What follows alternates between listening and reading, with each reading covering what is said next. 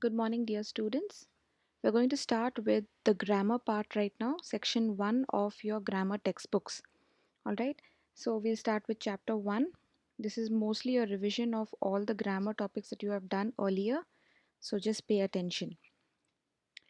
Now, the first chapter is determiners.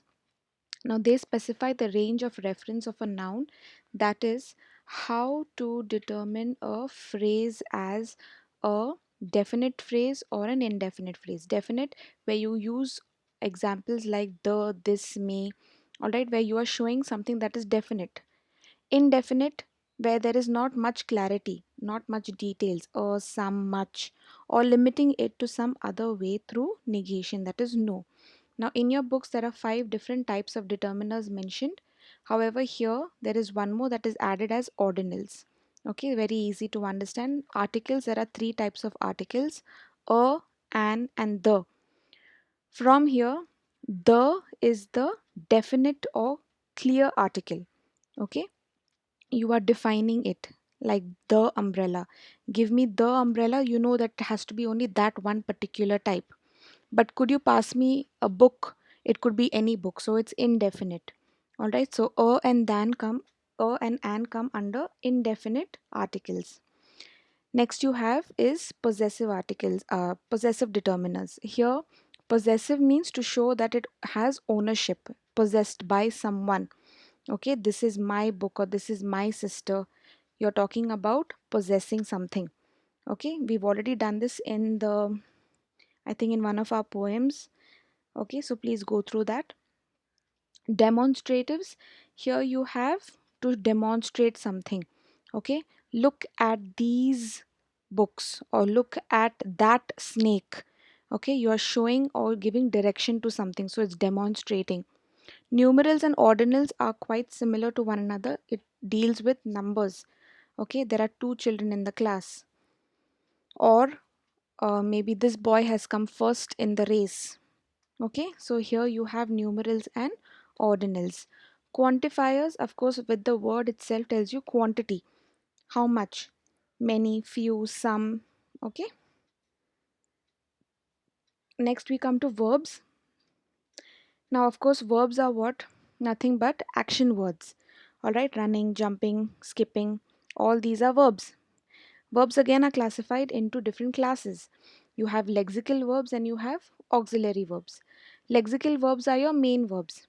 Okay, now in lexical verbs, new words can be added all the time. For example, in your textbooks, they have given you the word Google. I will Google it and find it out. Okay, so the word Google has been used as a verb in the sentence, which has now been added as one of the verbs in the English language. So new words can constantly keep adding. Now you have, so therefore they are known as open class. Closed class are your primary verbs and your modal auxiliary verbs, where no new words can be added. In your primary verbs, be, have, and do, these are your primary verbs. You cannot add any more. Of course, auxiliary verbs are your helping verbs. Okay, am, is, are, was, were, can, could, may, might, shall, should, all these come under your modal auxiliaries. Now, of course, you have regular verbs. What are regular verbs? They have 4 forms. Okay, you have the base form, which is the most raw form of the word or the verb. Then you have the one where you add an s. For example, he calls. Call is your base word, but adding an s, it is still a verb. Okay, now again in singular, he is only one person, so he calls. But if I add they, can I say they calls? No, it has to be they call. So when you have a singular subject, then you have your verb will be with the s added to it. Okay, it will be in plural. But when you have plural as your subject, they, then your verb will be in singular. Next is to add the ing. What is ing? She is eating an apple. Eat is your base word, ing is your ing form of the verb. Lastly is your past tense of the verb, that is ed. Okay, she called twice in the morning. Again, call is your base word, ed is your added form which is still regular. What are your irregular verbs? Irregular verbs are different from your regular verbs. Okay, the base, the past tense, as well as the past participle are all different from one another. Like, for example, we'll take the first one here: awake, awoke, and awoken. We cannot say awake and awaked, ed. That's wrong. Okay, there is no such word. Similarly, build, built, and built.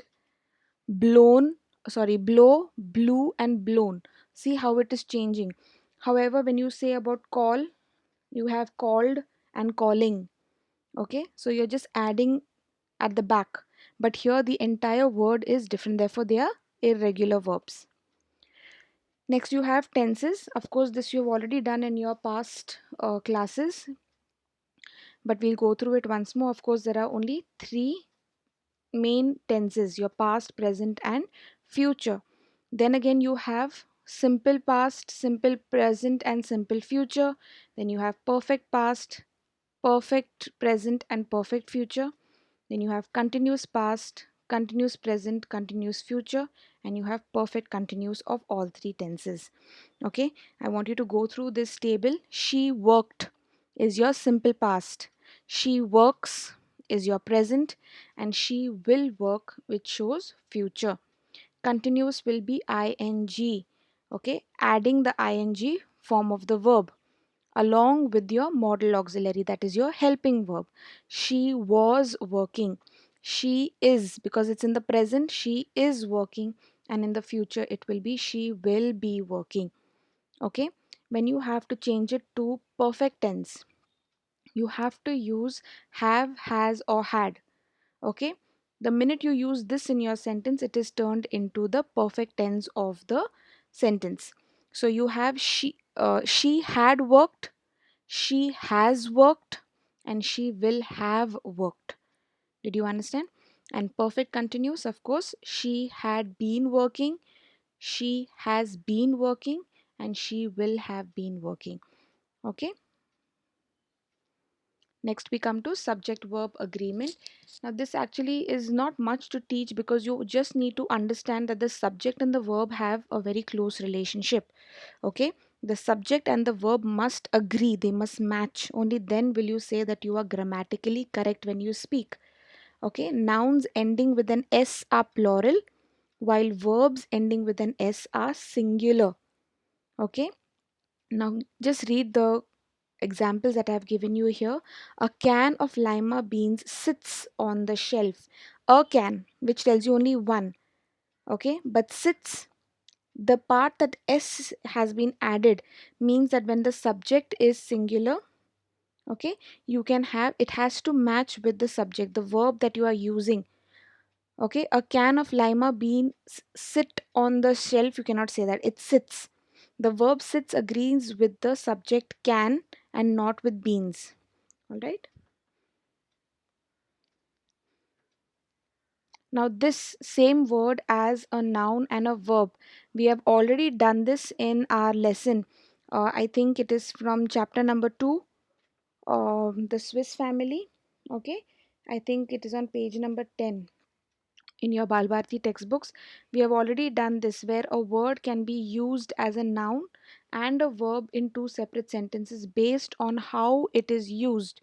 For example, the word contest, it depends on how it is used in the sentence. For the first one, welcome to the Miss India Beauty Contest is used as a noun in the verb, in the sentence. In the next sentence, you can see that contest is used as a verb. Mr. Prakash is going to contest for elections this year. Okay, so it's showing an action. Now, the next one, judge. The judge will announce his verdict soon. It is being used as a noun. However, Miss Smith will judge your project. That means it is a verb. Next, we come to adverbs. Now, here, adverbs, you have words that are used to modify a verb, an adjective, or another adverb. It answers to the questions where, when, how, and to what extent. Okay, so here, whenever you get an answer to these questions, it is an adverb. Mostly adverbs end in ly, but it is not necessary. Okay, most of the adverbs end in ly. This is just a small trick for you to remember. Modal auxiliaries, of course, I've already told you, modal auxiliaries are nothing but helping verbs. Am, is, are, was, were, can, could, shall, should, may, might. All these are your modal auxiliaries. You should know them by heart. All right. Also, now you need to know that when you use these modal auxiliaries, what are they trying to express in the sentence? Okay, is it trying to express ability, possibility, suggestion, permission? All this you should be able to identify. For example, if I'm saying I'm using the word can, it can show ability. Okay, I can do it. Okay, if I'm asking as permission, can I enter? See how the word has been used and it has various expressions. Possibility is, where you have where I can do something. All right, and a request is, can I get you a glass of water? Can I get you maybe a cup of coffee? Okay, so it's requesting you. So please read through that in your textbook, it's given in detail. Next, you have infinitive, participle, and gerund. Infinitive, very important for you to remember, and it's very easy. Where the verb, it is a form of verb and it denotes action without reference to number, person, or case. It generally occurs with to before it. So you have to plus the verb. So to jump, to eat, to sleep, to run. Okay, these are your infinitives. So when we ask you from the sentence to pick out the infinitive, you just don't pick out run, you have to pick out to run. Okay, use of the word to as well. When you're talking about participles, you have present participle, you have past participle. Present participle, you have the ing form of the base word. Okay, so for example, eat is the base form of the verb eating.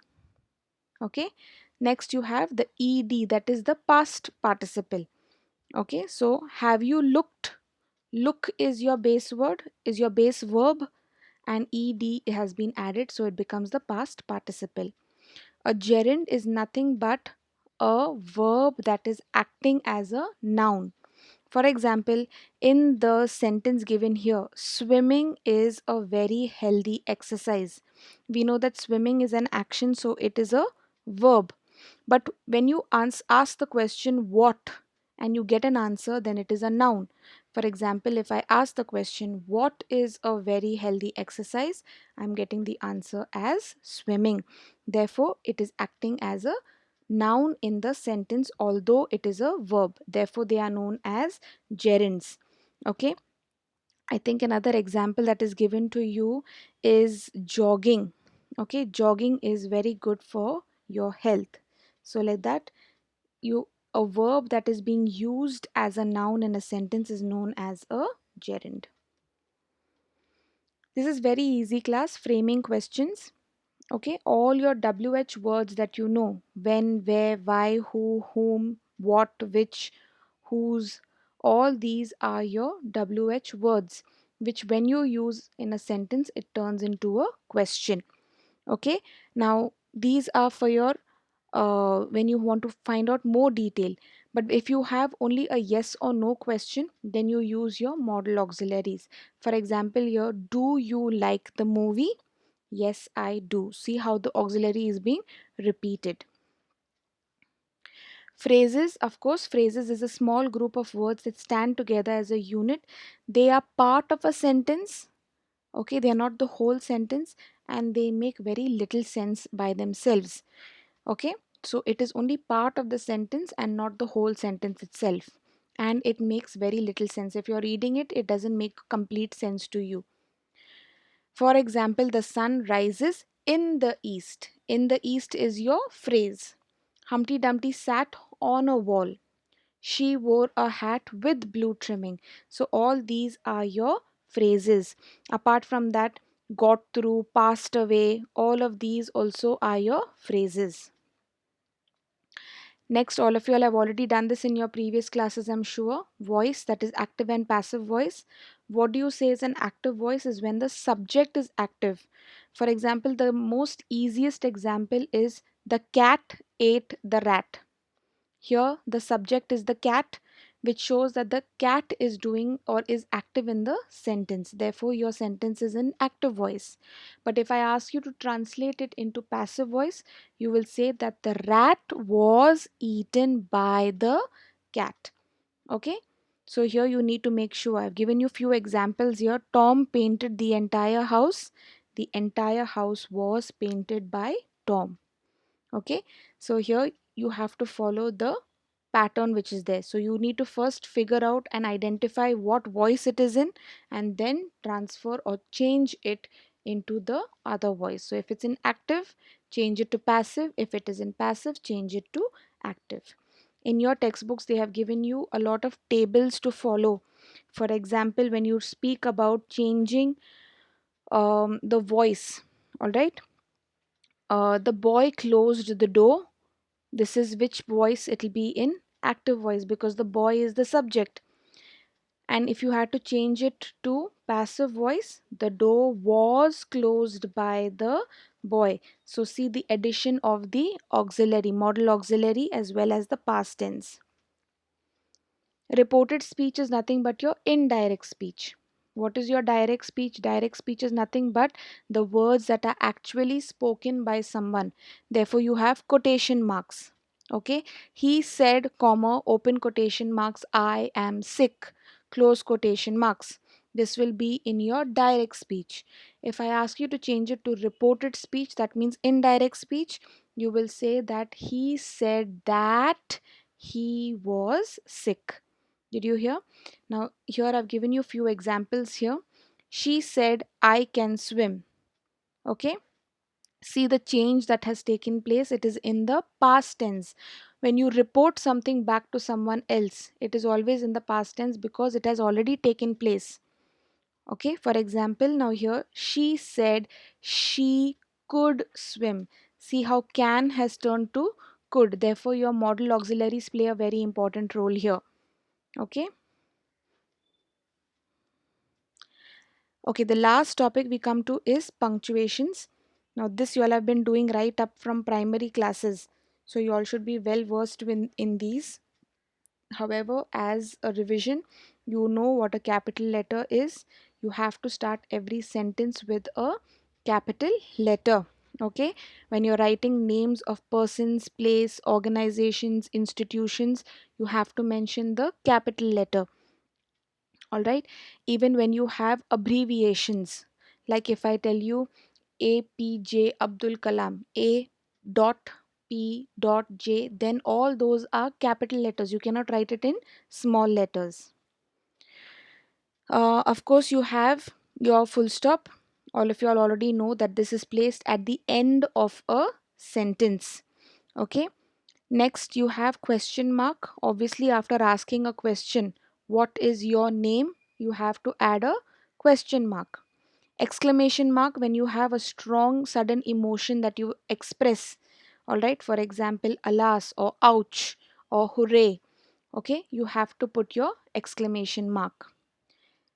Next is the use of a comma. You all know that when there is a small gap or a pause that needs to be taken in a sentence, you use a comma. You even use a comma when a participle phrase is used. Like, for example, walking slowly, comma, I could see the beautiful flowers. All right. I want you all to go through this table that I have given you here. You even use commas when you're talking in direct speech. All right, he said comma, okay, to show that there is a pause, and then you quote whatever that person has said. All right, a colon, it introduces a series or list, like in direct speech or in quotation, or additional information that you want to give. A semicolon is, it marks a longer pause than a comma. It separates longer clauses. Okay, a dash, it is longer than a hyphen, and it separates phrases or represents a range. When you want to show that there is a range from A to Z, instead of writing A, T, O and Z, you write A dash Z. So we know that it is a range ranging from A to Z. Quotation marks, of course, is being used when you have to quote someone, the direct words that have been spoken by a person. Apostrophe, we all know that it shows possessiveness. Okay, like if we say this is Sumit's school, okay, so the apostrophe s added shows possession. All right, so with that, class, we come to the end of our grammar lessons. This is all from section 1 of your grammar textbooks. Okay, please go through it and try solving all the exercises that are given to you in your books. All right, thank you, class. I hope you all understood everything, and all the best for your exam.